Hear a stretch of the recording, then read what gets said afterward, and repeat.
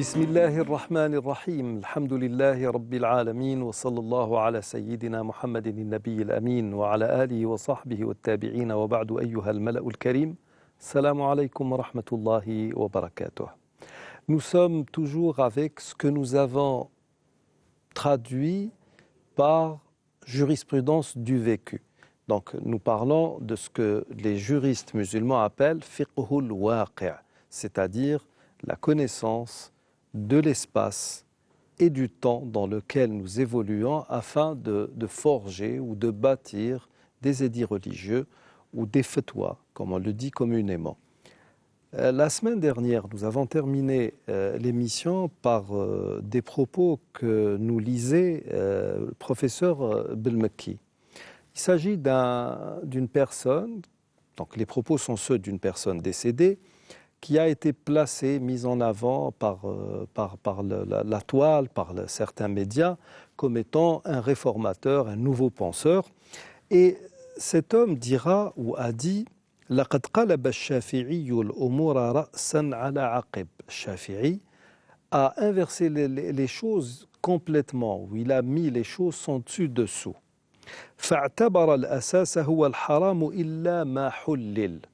Donc il a considéré que la base, le fondement même de la religion est ce qui est interdit et non ce qui a été rendu licite. وَمِنْ هُنَا جَاءَ الْقِيَاسِ. Et c'est à partir de là qu'est venue l'analogie. Al-Qiyas, c'est l'un des fondements du droit musulman. أصل من أصول الفقه.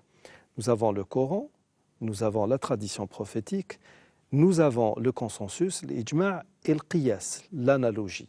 Ce sont là les quatre fondements qui font l'unanimité de toutes les écoles de droit. Sauf que quand on parle de consensus et d'analogie, il y a quelques divergences entre les savants. Pour le reste, chacune des écoles va mettre en avant un fondement. Dans l'école malikite, l'imam Malik disait l'istihsanu tis'atu ashar al-ilm. Donc le fait de pencher pour quelque chose parce que l'on voit en cette chose une sorte d'embellissement de l'acte ou de l'islam, eh bien ceci peut faire office de fondement et peut faire que nous penchions pour la chose en question. Bien sûr, il y a une multitude d'outils qui vont accompagner le qiyas ou bien l'istishab ou bien le maslaha al-mursala, mais l'une des caractéristiques de l'école malikite était entre autres amalu ahli al-Madina, l'œuvre des gens de Médine.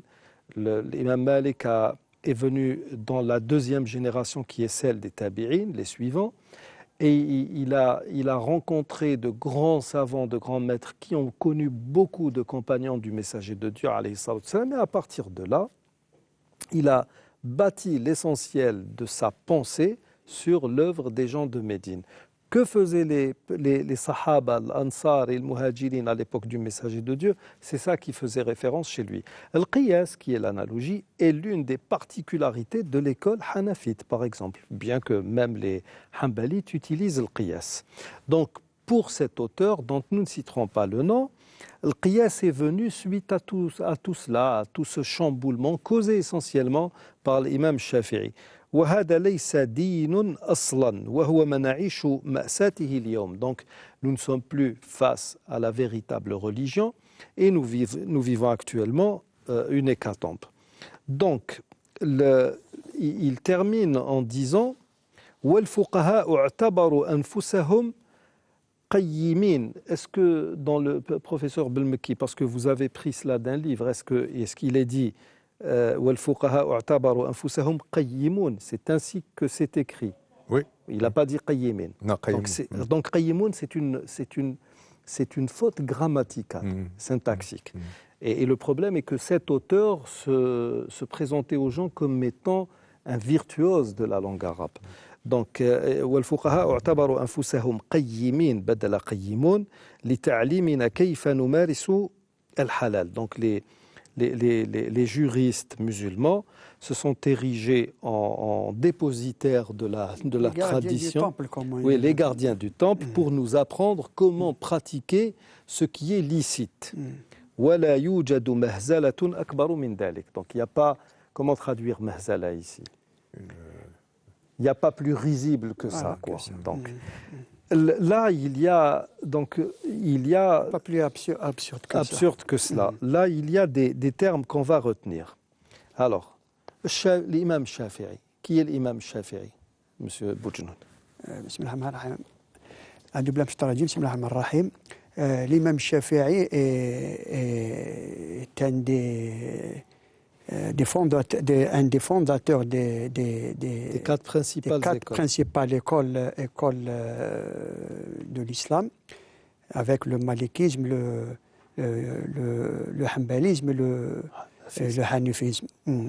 Donc, l'imam Shafi'i est considéré aussi comme un des premiers juristes à avoir élaboré une jurisprudence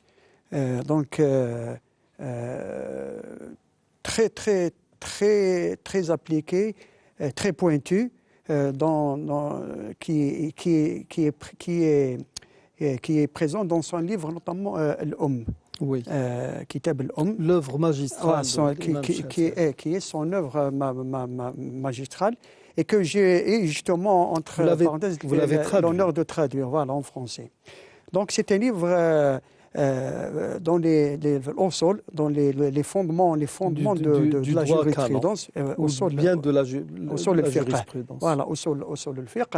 Donc, et ce qui est remarquable, c'est que l'imam Shafi'i avait deux comment dirais-je, il a deux phases, deux écoles, exactement, dans sa vie. Al-Qadim ou Al-Jadid. Al-Qadim, c'est quand il habitait, quand il est allé en Irak. Voilà, en Irak. Et Al-Jadid, quand il est parti en Égypte. Voilà, en Égypte. Lui-même, il est originaire de Gaza, de l'actuelle Gaza, voilà, en Palestine. Donc je dis, ce qui est remarquable dans le cheminement de l'imam Shafi'i, c'est qu'il avait justement deux phases dans sa vie. Lorsqu'il était en Irak, il avait élaboré une forme de jurisprudence, de pensée, vu d'après le contexte, comme vous l'avez dit, dans lequel il vivait. Il vivait, exactement, l'espace et le temps dans lequel il vivait. Lorsqu'il est parti s'installer en Égypte, il a vu un changement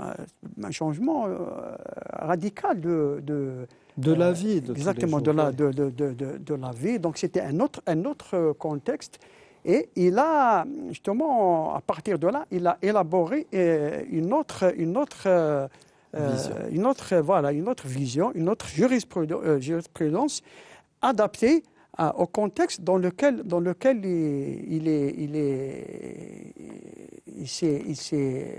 qu'il a trouvé en Égypte. Voilà, dans lequel il s'est établi, qu'il avait trouvé en Égypte. Et de ce point de vue, on peut considérer l'imam Shafi'i et l'école qu'il avait fondée comme une des grandes écoles de l'imam Shafi'i. Justement, c'était en quelque sorte une synthèse entre l'école malikite, celle de son maître, et l'école d'Abu Hanifa. Donc c'est une école qui était conforme un peu traditionnaliste, en même temps rationnel, voilà, exactement. Donc il a fait une synthèse entre les deux écoles, et cette école a donné de grands pratiquement tous les domaines. Pratiquement tous les. يبعث الله على كل 100 عام. Il y a un hadith qui dit que chaque 100 ans, Dieu envoie un grand mujtahid, et la majorité des Shafi'i. Exactement. Ça a donné Abu Hamid al-Ghazali, ça a donné beaucoup de grands savants. L'école malikite, Suyuti qui était, entre autres. Mais alors là, il y a quand cette عز الدين بن عبد السلام aussi. Izz ibn Abd al-Salam. Donc le problème avec les propos de ce penseur, du moins c'est ainsi qu'on le faisait passer, qui était, soit dit en passant, un ingénieur, tout simplement. Alors il parle de l'imam Shafi'i, lui qui était je ne sais pas, on le faisait passer comme un super érudit de la langue arabe. Alors l'imam Shafi'i, notons-le, quand vous avez traduit une bonne partie, beaucoup d'exégèse, et vous savez que les exégètes, par moment, pour démontrer le sens d'un terme, utilisent de la poésie de l'ère anté-islamique, pré-islamique. Oui, mu'allaqat, etc. C'était l'arabe pur, dans le style le plus parfait, le plus éloquent. Et avec les poètes arabes, on démontrait que tel terme voulait dire telle chose, ou bien pour aller à l'étymologie d'un terme, on utilisait des vers, de la poésie. Eh bien, tout le monde était d'accord sur le fait que la seule personnalité qu'on pouvait utiliser, dont les poèmes étaient utilisés comme argument en termes d'exégèse, c'était l'imam Shafi'i. Donc l'imam Shafi'i parlait l'arabe mieux que cet homme, dont nous ne citerons pas le nom. Et là, donc, quand il dit « qalab al-umur ra'san ala aqib », et quand il dit par la suite que voilà, cet esprit arabe n'arrive pas à produire, n'arrive pas à s'adapter à son époque, l'imam Shafi'i, vous avez le madhab al-qadim qui était l'Irak, le madhab al-jadid qui était celui d'Égypte. Et pourquoi est-ce qu'il a fait cela? Parce qu'il donnait des fatwas, il a forgé des avis et une pensée quand il était en Irak, parce qu'il était dans un milieu. Quand il est allé en Égypte, donc tout a changé du tout au tout, et à partir de là, il ne donnait pas aux gens les mêmes fatwas, tout simplement. Donc sommes-nous face à un esprit sclérosé, professeur Benouski, ou sommes-nous face vraiment à quelqu'un qui réfléchit? Cet imam Shafi'i, dont notre ami parle de la sorte, qalab al-umura ra'san ala aqib, en disant que l'imam Shafi'i partait du principe que tout était interdit et à partir de là, on allait essayer de trouver quelque chose ou certaines choses qui étaient licites. Alors que l'imam Shafi'i est à la base pratiquement de cette règle de droit qui dit l'aslu fil ashya'i al-ibaha. Donc tout est licite à la base et n'est considéré comme illicite que ce qui a été décrété en tant que tel par un texte, soit un verset coranique, soit un hadith du prophète sallallahu alayhi wa sallam.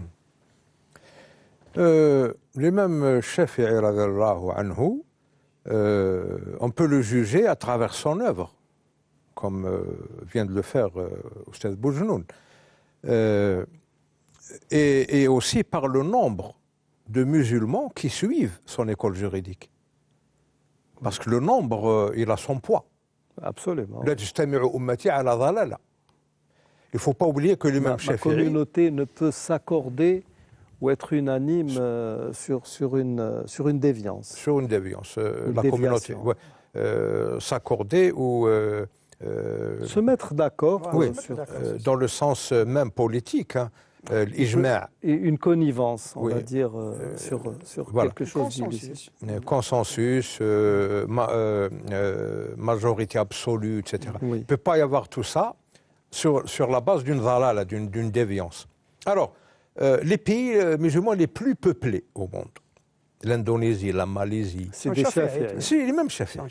C'est le madhab Shafi'i. Oui. Enfin, j'aime pas le mot madhab, mais c'est l'école juridique.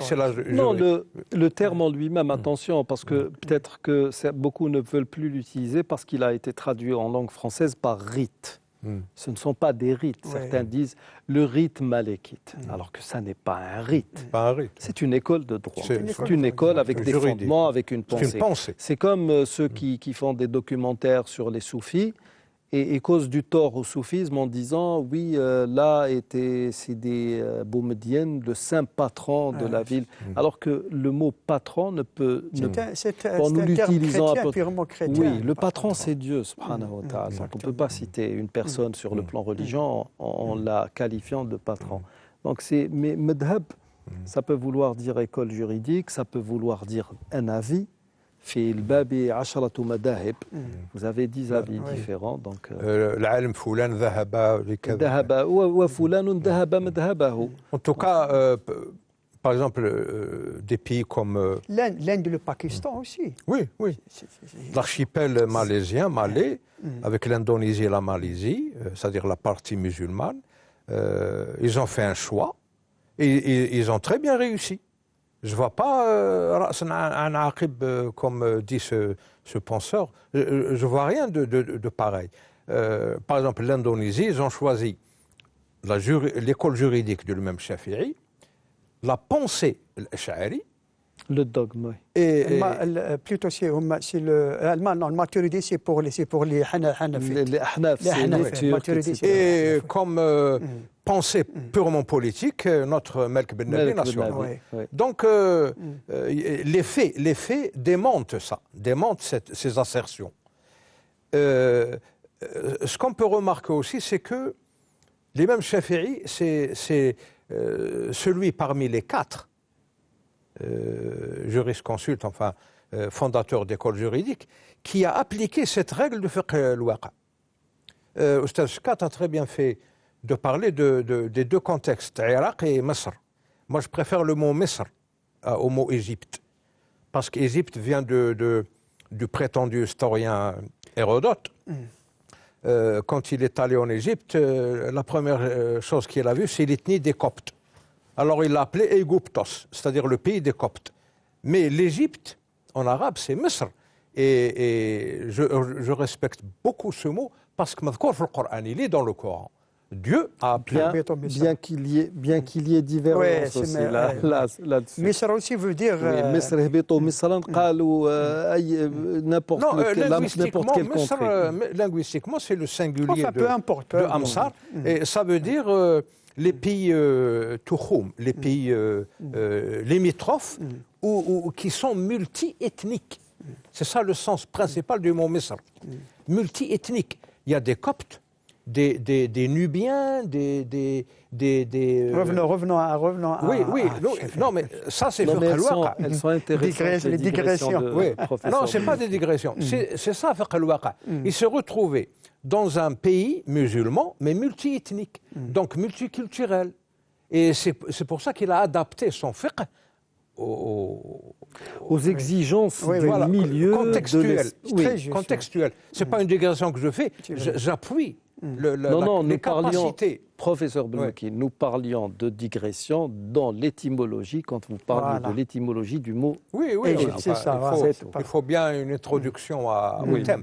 Alors, maintenant, parlons un peu des capacités dans la langue arabe de ce monsieur. On remarque dans ses travaux, enfin dans ses pensées entre guillemets, qu'il joue beaucoup sur la langue justement, les termes, le sens des termes. Par exemple, il fait une différence entre ab et walid, entre et walida. Pourquoi? C'est pour détruire plus tard structurellement qadiyat al-mirath, al-irth. Pour lui, c'est pas forcément la mère génitrice, mais elle est prépondérante par rapport à l'oualida et elle doit hériter. Alors que dans le fiqh, cette dame n'hérite pas. C'est l'oualida, la mère biologique et donc génitrice qui hérite dans les 2 sens. Ses enfants l'héritent et elle hérite ses enfants. Alors c'est ça le jeu visqueux sur les termes qui fait la particularité de la pensée de ce monsieur. Il a joué aussi sur Shahada. Il a dit que, par exemple, tous ceux qui ont participé à la bataille de Uhud, c'est des shuhada. Qu'ils soient musulmans ou mouchriquins ou kuffar, c'est des shuhada. Parce que lui, il confond. Comment ça, les deux Oui. Parce que lui, il confond délibérément الشهادة يعني le fait d'être témoin de quelque chose. Voilà, et l'istishhad. Il le confond le délibérément. Fait de tomber en martyr. Voilà. Et il dit que Dieu est un martyr, Dieu shahid. وَكَانَ اللَّهُ عَلَيْكُمْ شَهِيدًا. Il joue sur les mots, ce monsieur. Donc c'est des angles d'attaque, parce que c'est un travail de sape qu'il fait. C'est un travail de sape. Et il a ces angles d'attaque. Parmi ces angles, c'est la structure du fiqh musulman, Donc il s'attaque à l'imam Shafi'i directement. Pas le seul, d'ailleurs, même Ahmed ibn Hanbal, il l'a attaqué. Oui. Il joue sur les mots, sur les termes. Alors, c'est des trucs essentiels dans le fiqh musulman. L'héritage, nasl, nasab, c'est essentiel ça. La filiation. bien sûr. On n'est pas censé confondre entre l'ascendance et la descendance. Un ab et un walid. Le walid, c'est le géniteur. C'est lui qui est à la base de nasl, de la généalogie. C'est pas le père adoptif. Alors, c'est un travail de sape qu'ils font, ces penseurs. Il n'est pas le seul, d'ailleurs. Justement, c'est ce que j'allais dire. Oui. Ce penseur appartient à un courant. Ah oui, c'est une conspiration mondiale. Il appartient à un courant de pensée. Scott a très bien fait il a cité un point important dans la personnalité de ce penseur. Il nous a rappelé que c'était un ingénieur en génie civil. Ce n'était pas un faqih. Ni un linguiste. Hein. Oui, ni un linguiste. Ce n'est ni un linguiste, ni un faqih, mais il se permet de faire des analyses, de faire des juridictions, etc. Et ça, c'est une preuve de la conspiration. Conspiration, c'est en anglais. Par exemple, on ne permettra jamais à un théologien ou un faqih de faire de l'ingénierie en génie civil. On ne lui permettra jamais de parler dans ce domaine. Mais on permet à un ingénieur de génie civil de parler dans le domaine du droit canon. Du droit canon. C'est clair et c'est net, c'est évident. En tous les cas, ce courant, si vous permettez, ce courant, comme vous l'avez dit, il est ancien, il ne date pas de cette personne dont on parle. Ah oui. C'est un courant qui a une certaine... Justement, les sociétés secrètes, ceux qui ont su travailler justement contre l'islam, ceux qui ont réfléchi à un moment donné. Mais ça fait longtemps, les Ikhwan Safa par exemple, le Batini, c'est des groupes, c'est des courants qui ont voulu, comme vous l'avez dit, saper l'islam de l'intérieur. Quoique Ikhwan Safa, ils n'ont pas réussi. Il y a beaucoup de bonnes choses à prendre. C'est vrai. Par rapport à... Oui, c'est vrai. Non, mais d'ailleurs, jusqu'à maintenant, on ne sait pas qui était derrière Ikhwan Safa. Bon, on ne sait pas. Vous savez, il faut être... secrète au vrai sens du terme. Oui, Absolument. mais attendez, il faut être juste et il faut être réaliste dans la mesure où, qu'on le veuille ou non, il est impératif de nos jours de faire un travail de révision du fiqh. Il y a énormément de choses, franchement, qui ne passent pas, qui ne sont pas du tout acceptables. Vous pourriez lire des livres, vous passez par des passages, mais c'est incroyable. C'est-à-dire que... Ça, c'est vrai. On va vous dire... Et on peut imputer, par exemple, certaines choses au Ahnaf ou bien à l'imam Abu Hanifa ou bien Shafi'i, parce que des Shafi'ites ou des Hanafi ont fait cela, mais les grands imams n'ont jamais... Par exemple, je ne sais pas, un homme qui part, qui s'absente, qui disparaît de la circulation, qui s'absente pendant 4 ans. Sa femme est automatiquement considérée comme veuve. À l'époque, on le considérait comme mort. Bon, la durée n'est pas... Il y a divergence sur la durée. Chacun va donner ses arguments. Et puis, certains fuqaha, par exemple, vous diront, si la femme se remarie, elle a des enfants avec le second mari, 10 ans plus tard, il y a le premier mari qui revient. Et nous avons dans certains livres des gens qui vous diront, oui, alors à partir de là, qu'est-ce qui va se passer ? On va automatiquement annuler le second mariage, et ce qu'elle a eu comme progéniture avec le premier va être affilié avec le second va être affilié au premier. Non mais attendez, il y a plus que du non-sens là-dedans. Abu Hamid al-Ghazali le disait, Ibn Rushd aussi. Et il y a eu Ibn Rushd, rahmatullahi alayh, alors Ibn Rushd, oui, le-Hafid. Il y a Sahib al-Bayan al-Tahsil qui est le Jadd. Il y a le Hafid, c'est lui à Averroès dont tout le monde parle. ceux qui calomnient l'imam Shafi'i oublient que c'est lui qu'il était à la base de ce courant de pensée qui a produit des gens comme Ibn Rushd, qu'on appelle Averroès, Ibn Rushd. Donc, il est difficile d'imaginer que l'imam Shafi'i était un esprit... était un juriste malikite, grand qadi. Qadi al-Qudat. Qadi al-Qudat, c'est ça. Mais il n'en demeure pas moins que, tout comme ça s'est produit à l'époque même des Sahaba, Ibn Abbas radiyallahu anhuma disait, si je me donnais la liberté de dire tout ce que je pensais, vous me décapiteriez. C'est pas Ibn Abbas, c'est Abu Huraira. Il y a Abu Huraira qui a dit ça, mais Ibn Abbas aussi l'a dit. Le prophète m'a enseigné 2 sciences.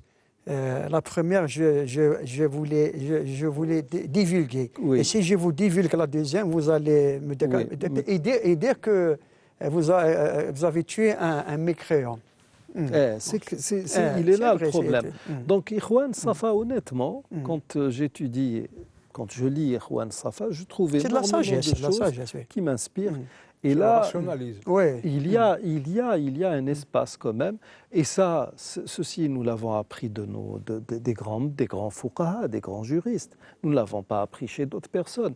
Le problème à l'heure actuelle, c'est que vous avez des gens qui, au nom de la liberté d'expression, veulent faire revenir l'école des Mu'tazila, qui elle-même a produit pas mal de bonnes choses. Mais elle a une part oui, mais il n'en demeure pas moins que l'école Mu'tazili a été à la base de la première inquisition en islam. Il n'y a pas eu des gens qui se sont opposés à la liberté d'expression et à la liberté de penser comme le Mu'tazila. Il est là notre problème, je pense, du moins. Parce que le Mu'tazila... parce qu'ils ont le fiqh al-Mu'tazili se fonde sur 5 piliers. L'un de ces piliers, c'est l'amr bil ma'rouf wa nahy al munkar. Mais quand vous analysez cette partie de leur pensée, l'amr bil ma'rouf, c'est ce qu'ils disent eux, ou le munkar, c'est ce que nous disons nous. C'est ce que disent les autres. Oui. Tout est mais il ne faut pas oublier que يخرج الحي من الميت ويخرج الميت من الحي. Il ne faut pas oublier que la meilleure interprétation البيانية, c'est Zamakhshari qui était Mu'tazili. Bon, il est revenu comme Abu Uthman al-Jahd.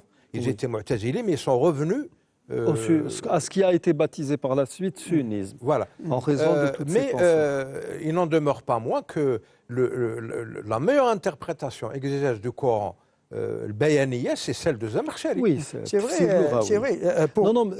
Justement, pour ajouter de l'eau à votre moulin, vous avez parlé d'une nécessaire...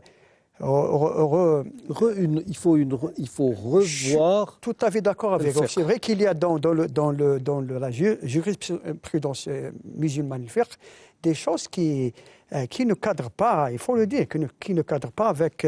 mais heureusement que le fiqh a été élaboré par des humains. Par des mots. Et qu'est-ce qui empêche aujourd'hui les juristes musulmans de faire une révision de ce fiqh à la lumière des données actuelles et du contexte. Exactement, dans l'école. Oui, justement, parce qu'il y a les modernistes. Pourquoi il n'y a pas aujourd'hui quelqu'un comme l'imam Shafi'i, par exemple? Oui, qui appelle justement. Il y a des gens... Mohamed Abou Zahra a essayé justement de faire cette tâche Tahal Ben Ashur. Oui. Tahal Ben Ashur. Là encore, ce sont des humains et ça restera des choix faits par des humains. Il ne faut pas maintenant tomber dans les travers souhaités par les modernistes, parce qu'il y a toute une loge qui est en train de faire ce travail de sape dont parlait professeur Belmaki tout à l'heure, et qui veut justement travestir cette religion. Le problème est là comme vous l'avez dit justement tout à l'heure, avant qu'on entre en studio, c'est créer une foi sans loi. Voilà, c'est ça, une foi sans loi. Je vais vous raconter, s'il vous plaît, une anecdote.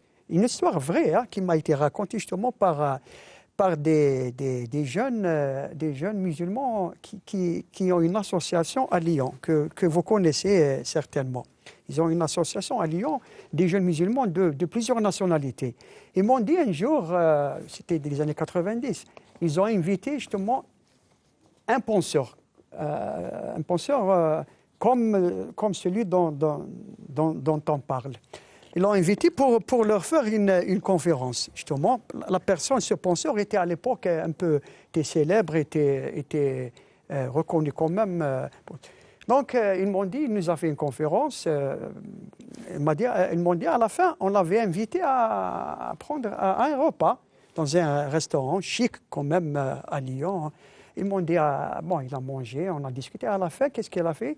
Il a commandé un verre de vin. Un verre de vin.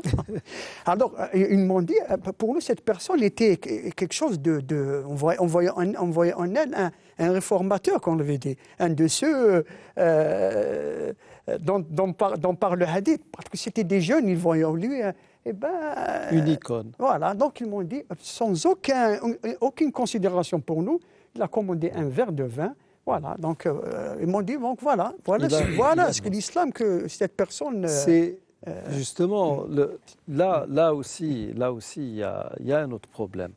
Alors, je le dis pour subir un peu. Il y a des gens qui envoient des emails sur les différents comptes que j'ai pour certaines émissions. Et beaucoup nous disent, oui, vous voulez faire passer votre pensée, vous voulez l'imposer. Mais non, nous sommes des êtres humains. Ce que nous disons, nous ne le disons que parce que nous pensons que c'est ce qui est le plus proche de ce qui serait, je dis bien au conditionnel, serait souhaité par Dieu, pas plus ni moins. Si ce que je dis, si je ne pensais pas que ce que je suis en train de dire était beau, bon et bien, je ne le dirais pas, tout simplement. Si mon avis, je ne suis pas convaincu de son bien fondé, je ne le dirai pas. Je reste un être humain. Mais le problème avec ces gens qui veulent justement maintenant, depuis tout à l'heure nous disons ce penseur, finalement il y a tout un groupe de personnes qui ont investi la scène et qui parlent, qui ont le même langage. Et du jour au lendemain, vous les voyez dans des chaînes satellitaires, ils ont des moyens, ils font le buzz. Et pourquoi? Parce qu'ils disent ils débitent des qui plaisent à l'Occident, n'importe quoi qui plaît à certains. Voilà. Comme par exemple, je ne sais pas. Maintenant, beaucoup, je le vois sur Facebook, par exemple. Beaucoup, oui, les Hassan al-Banna, un tel, oui, l'imam Shafi, oui, l'imam Hanbal, c'est des rétrogrades, c'est je ne sais quoi. Et puis, allez dire à ces gens-là, qui sont des bien-pensants, oui, je pense que sur ce point, Harkoun est passé à côté de la plaque. Comment, moi, on m'envoie des... Monsieur, comment osez-vous dire ça? Oui, mais attendez, je ne parle pas de Dieu, je parle d'un être humain comme moi. Ces idées, elles sont plus que démontables, je suis désolé. Et on est dans le même contexte, justement. Oui, le vin, non, finalement, non, le Coran n'a pas interdit le vin. Comme ce pseudo, il y a un ignare qu'on fait passer pour chercheur en soufisme. Ça veut dire quoi, chercheur en soufisme? Et islamologue, en plus. Et ça veut tout dire. Et ça ne veut rien dire. Alors le type, il est là, il vous dit... Oui, de toute manière, on ne peut pas prendre, je ne sais pas, comme argument tel ou tel autre verset, parce que chaque verset a 2000 exégèses différentes. Non mais soyons sérieux. Dans un colloque, enfin dans une réunion, une journée d'études, j'ai dit à cette personne, donnez-nous un seul exemple, un seul verset, avec 5 exégèses différentes. Il y a, attention, il y a l'aqwal al-mukhtalifa et il y a l'awjuh fi qawlin wahid. Il faut bien saisir la nuance entre ces deux termes. Le type, il vous dit, oui, on a une multitude. Donnez-moi un exemple. Ça fait 10 ans que j'attends cet exemple. Je ne l'ai pas eu. Donc, il y a un travail à faire, mais ce travail à faire, est-ce qu'on peut par exemple, créer une assemblée collégiale et on lui donnerait ce travail. je suis désolé, pour ma part, si vous le donnez aux adeptes de certains courants rigoristes qui nous viennent des pays du Golfe, je n'accepte pas, parce que ça n'a absolument rien à voir avec l'islam. D'un autre côté, si vous le donnez à ces nouveaux pseudo-penseurs, islamologues et je ne sais quoi, qui disent n'importe quoi, là aussi, ça n'est plus acceptable. Oui. Nous avons des gens qui sont très très sérieux, qui étudient les hadiths à la lumière de la science. Mais attendez, soyez sérieux. Nous parlons de spiritualité et vous parlez de science exacte. Et la foi, elle est transcendante. Vous ne pouvez pas l'analyser, vous ne pouvez pas la quantifier, vous ne pouvez pas la mettre sous un microscope. Donc il y a énormément de choses qui font défaut justement dans cette démarche. Ce qui est sûr, en tout cas avec les grands savants de l'islam, c'est qu'ils ont toujours été, on va dire, très très respectueux d'un certain nombre de principes et de paramètres, entre autres le respect ou bien la prise en considération du lieu, c'est-à-dire de l'espace et du temps. Abu Hanifa lui-même a dit, on lui disait, oui mais attendez, vous dites des choses et Salaf, Sahaba disaient d'autres choses. Je suis désolé pour vous. Eux, ils ont vécu leur époque. Moi, je vis la mienne.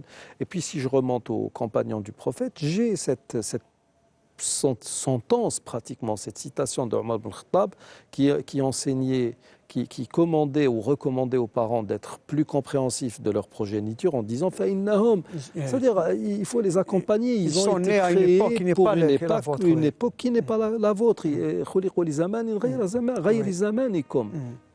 Donc, pour revenir, vous disiez tout à l'heure, ce jeu n'est pas nouveau. Même chez les Khawarij, il a été connu. Nu'aym ibn al-Azraq, Zaïm al-Azariqa, ou bien il disait. C'est une secte de Khawarij. Oui, quand il a rencontré Ibn Abbas, il citait des mots du Coran, il disait ceci n'est pas de l'arabe. Wa ta'rifu al-arabu dhalika ya Ibn Abbas. Et Ibn Abbas donnait des exemples en partant justement de la poésie arabe de l'ère anté-islamique. D'ailleurs, je récite jusqu'à présent des vers que je n'ai jamais pu comprendre, tellement c'est puissant quand il disait وَإِذَا ذُكِرَ اللَّهُ وَحْدَهُ اشْمَأَزَّتْ قُلُوبُهُمْ قَالَ مَا اشْمَأَزَّتْ وَتَعْرِفُ الْعَرَبُ. Les Arabes connaissent-ils ce terme? قَالَ أَمَا سَمِعْتَ قَوْلَ عَمْرِ بْنِ كَلْثُومٍ. Et là, amis téléspectateurs, ce sont des vers que je me suis évertué à bien apprendre, à bien mémoriser. À chaque fois que je les cite, ça me donne une idée de ma faiblesse en termes de connaissance de la langue arabe. قال أما سمعت قول عمرو بن كلثوم قال إذا عض. Je sais que ça parle des chamelles qui sont, on va dire, récalcitrantes. إذا عض بها الثقاف اشمأزت وولته عشوزنة زبونة عشوزنة إذا انقلبت أرنت تشج قفا المثقف والجبينة. Je ne sais pas ce que ça veut dire. J'ai appris ce vers et j'ai tenté de le comprendre, mais pour vous donner une idée déjà de l'immensité de cette langue arabe et du fait qu'il y ait toujours eu des esprits malsains, malveillants, qui ont travaillé sur ça.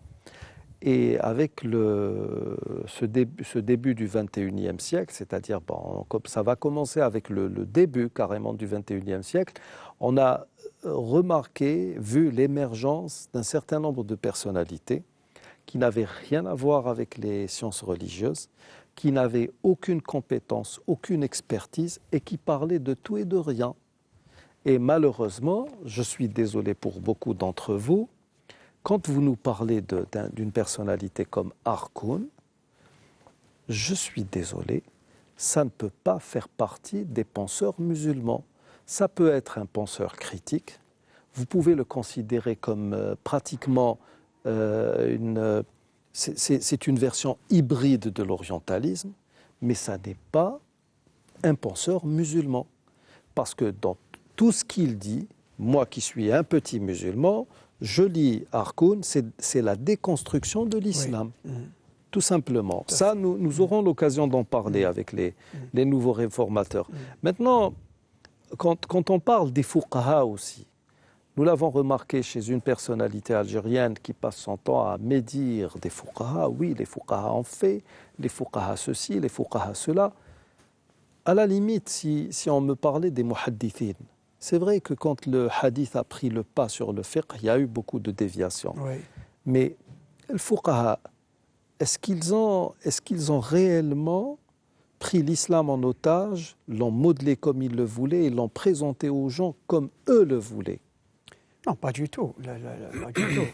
Les fuqaha ont essayé, comme l'a dit justement Abu Hanifa, ont essayé de, en tant qu'être humain, vivant à leur époque, dans leur contexte, ils ont essayé d'élaborer une jurisprudence qui soit adéquate avec justement le milieu dans lequel ils vivaient. C'est vrai que des fois, le caractère, le tempérament de l'être humain influe un peu sur... On a dit, d'ailleurs les fuqaha disent que Abdallah ibn Omar était connu pour être un peu sévère, contrairement à Ibn Abbas qui était plus ou moins souple. Oui. Donc c'est vrai, mais de façon générale, au contraire, les fuqaha ont fait une œuvre extraordinaire en nous présentant, par exemple, Ibn Ashir, lorsqu'on lit Ibn Ashir, au contraire, il a essayé de simplifier autant que faire se peut les règles juridiques de l'islam à travers même de la poésie. Donc, c'est vrai que ça reste, c'est pas le Coran.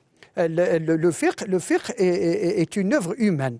Est une œuvre humaine élaborée à partir des sources fondamentales que sont le Coran et la tradition. Mais comme justement vous l'avez dit tout à l'heure, nous avons des règles qui permettent de toujours revoir les choses, avancer, progresser à travers ce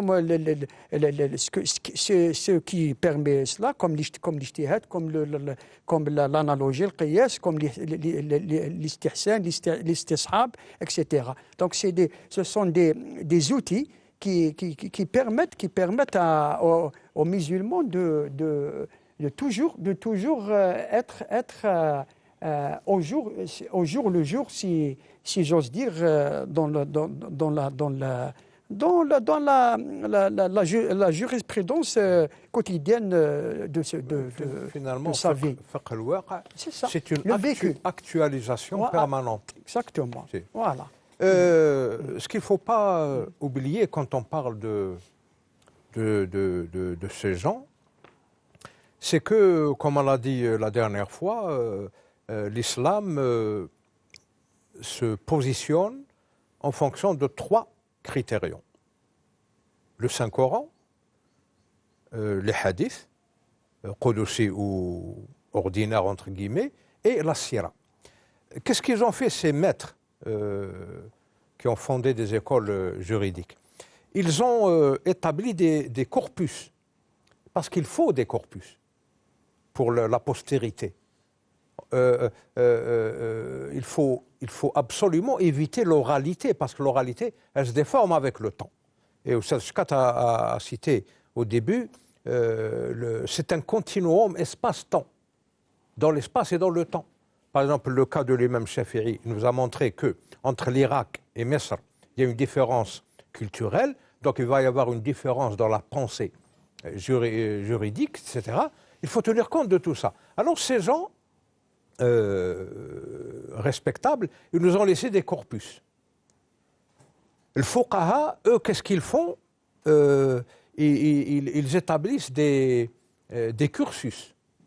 Il y a le cursus et le corpus. C'est une continuité. Il ne faut pas essayer de désintégrer tout ça en essentialisant. Parce que là, ce que font ces penseurs modernes, qui n'ont rien à voir avec ça de toute façon, c'est des philosophes, c'est des ingénieurs, qui ils n'ont rien à voir avec ce domaine. Mais ils interviennent et ils commencent à faire leur travail de sape. Comment? En essentialisant et en personnifiant la problématique. Par exemple, ce monsieur dont on parle, il a même fait une extrapolation, il parle des Arabes. Bon, je vous le cite parce que Scott vient de parler des Arabes. En tant que détenteur de cette langue, qui, ne l'oublions pas, aujourd'hui se compose de 12 400 000 termes. Pour vous donner une idée, la langue française qu'on est en train de parler, c'est 150 000 mots. À la base, non, c'est 126 000, même pas. Bah, arrondissons pour très riche la langue pour la arabe. personne. 150 000 mots, l'anglais c'est le double, 300 000 mots, mais l'arabe c'est 12 400 000 mots. Comment se permettre de dire à Ibn al-Abbas ce mot n'est pas arabe dans le Coran, ce mot n'est pas arabe. Ça c'est de la déconstruction, avant terme. C'est de la déconstruction. Quand vous dites tel mot n'est pas arabe... Non mais attendez, justement, quand j'analyse, parce que personnellement, j'ai appris à étudier le fiqh en prenant en considération l'histoire, parce que les anecdotes ou bien les faits ont une histoire, ils ont une genèse, Bien et à sûr. partir de là, on étudie le tout. On ne va pas étudier juste ce qu'a dit le maître. Oui, ceci passe, ceci ne passe pas. Pourquoi ça ne passe pas? Est-ce qu'il y a une raison? Est-ce qu'il y a le verset qui est cité? Est-ce qu'il a des causes de révélation? En tout cas, oui. Est-ce que le degré faites ceci, ne faites pas cela, entre le fait d'agir et de ne pas agir, il y a aussi des paliers. Il y a des choses considérées comme étant haram, donc qui ne passent pas du tout, qui sont péchés, qui sont illicites. Il y en a d'autres qui sont dans ce que nous appelons le makruh, donc ce qui est abhorré. Même quand Dieu dit faites ceci, il y a l'impératif qui implique une obligation religieuse.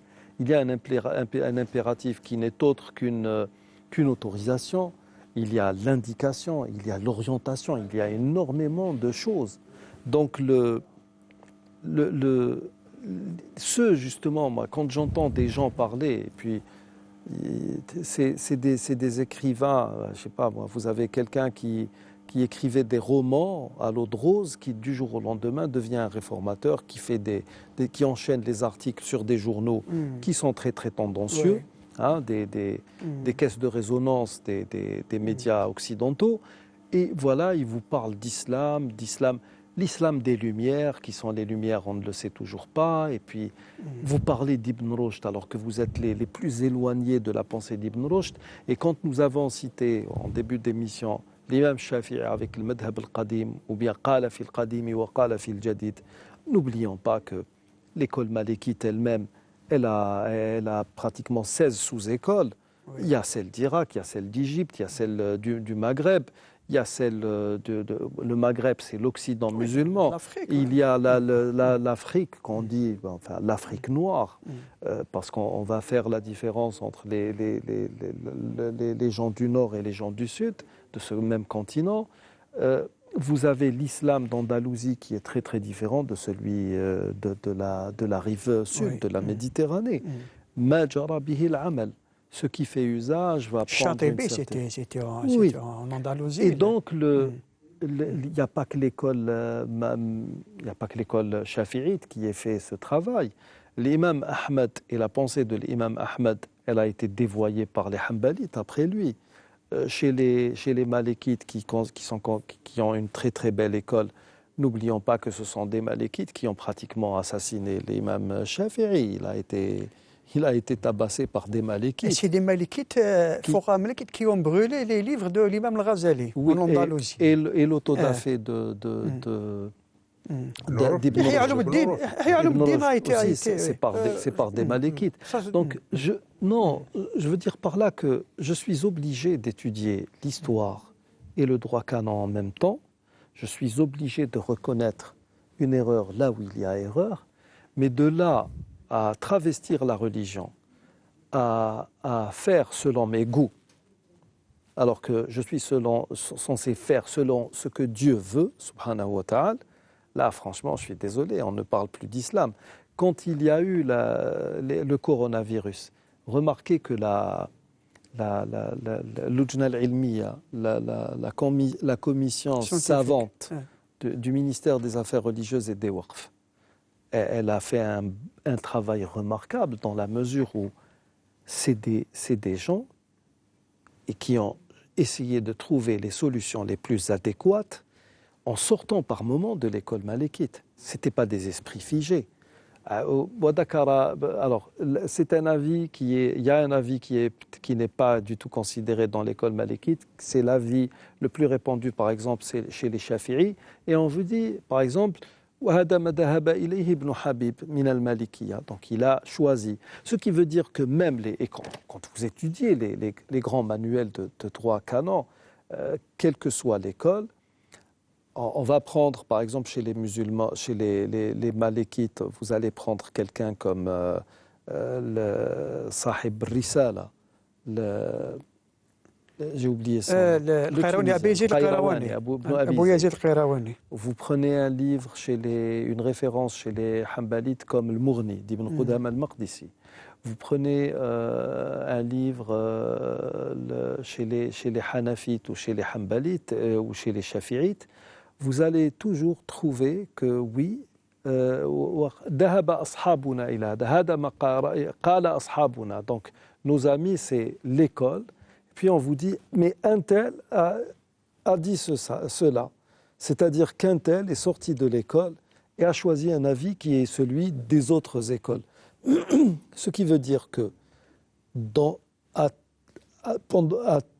durant toute l'histoire des musulmans, à chaque époque, il y a eu des gens qui se sont affiliés à une école parce qu'on ne peut pas tout apprendre en même temps. On est obligé d'être dans une école, d'avoir déjà une base, un socle, et à partir de là, il y a beaucoup de grands savants qui ont finalement dit ce qu'ils pensaient être vrai, tout simplement. Il y a des savants qui ont atteint le degré de mujtahid, voilà, qui étaient au-dessus de toutes les écoles. Eux-mêmes étaient une école. Donc ils n'avaient pas à se conformer à une école particulière. Maintenant vous savez, il y a beaucoup de gens qui... Vous recevez vous-même des messages, il y a beaucoup de gens qui vous disent « nous ne savons plus à quel saint se vouer ou nous vouer ». Maintenant, il y a quelqu'un qui a vécu dans un système de pensée occidentalisé, à outrance. Il est clair que certaines idées qui viennent de très très loin, je parle de l'histoire, et de très très loin aussi, je parle de la géographie, donc ça vient d'Orient et de quelques siècles auparavant, ça va un peu heurter sa sensibilité. Je ne peux pas accepter cela. Moi, j'aimerais bien être à l'ère du temps. Moi, j'aimerais bien vivre comme vivent les superpuissances, les gens qui ont dépassé tout cela, alors que finalement, l'Occident n'a jamais rien dépassé. L'Occident, c'est l'Occident. Il est un peu plus sophistiqué, il est un peu plus beau, mais pas plus ni moins. Quel conseil donner aux gens ? Est-ce que ces gens qui lisent des personnalités qui ne font que dans la critique et de manière abusive, est-ce qu'ils ont le droit, s'ils ont un degré ou une certaine connaissance qui leur permet de faire la distinction entre ce qui est vrai de ce qui est faux, est-ce qu'ils ont le droit de se limiter à ces penseurs ou à ces gens qu'on a érigés en penseurs, en dépositaires de la sagesse universelle? Est-ce qu'ils ont le droit, honnêtement? Est-ce que j'ai le droit de venir vous dire, oui, quand quelqu'un comme Harkoun parle, personne n'a le droit de s'opposer parce que c'est un grand penseur. Alors que j'ai des penseurs en islam, des contemporains, à côté desquels, je ne sais pas moi, Harkoun, c'est Ypsilon. Harkoun, oui, Harkoun déjà il n'a pas fait une formation comment dirais-je, théologique, voilà. Rien à voir avec le domaine. Exactement. Donc il a fait une formation en arabe. Donc je me souviens, Cheikh Bouhamran, il a toute une synthèse sur lui. Il a justement. étudié, il m'a dit un jour, nous avons étudié ensemble la littérature arabe. Donc il n'a pas fait une formation théologique. Donc il a été foulé, il faut le dire, c'est l'histoire. Il a été influencé plusieurs par un seul. Cheikh Bouhamran m'a donné le nom d'un seul orientaliste. C'est pas Massignon, non. Non, pas Massignon, non. Un autre, il m'a dit tout ce qu'il écrit, il le prend, c'est du copier-coller d'un seul orientaliste. Et Cheikh Bouhamran était docteur en philosophie. Exactement. Attention. Oui. Donc, oui, le seul conseil que je pourrais... C'est pas lui garder, non? J'ai oublié. En tout cas, un conseil à donner à nos téléspectateurs. Vous avez le droit de poser des questions. Vous avez le droit de ne pas tout accepter, de ne pas tout assimiler, de ne pas tout gober. Ça, c'est votre droit le plus absolu. Mais faites au moins l'effort de lire, de faire des synthèses entre les différents courants pour avoir un avis plus éclairé sur un certain nombre de questions. Nous arrivons au terme de cette émission. Nous poursuivrons probablement de manière plus ou moins déclinée la prochaine fois. D'ici là, nous vous disons نستودعكم الله الذي لا تضيع ودائعه. السلام عليكم ورحمة الله وبركاته.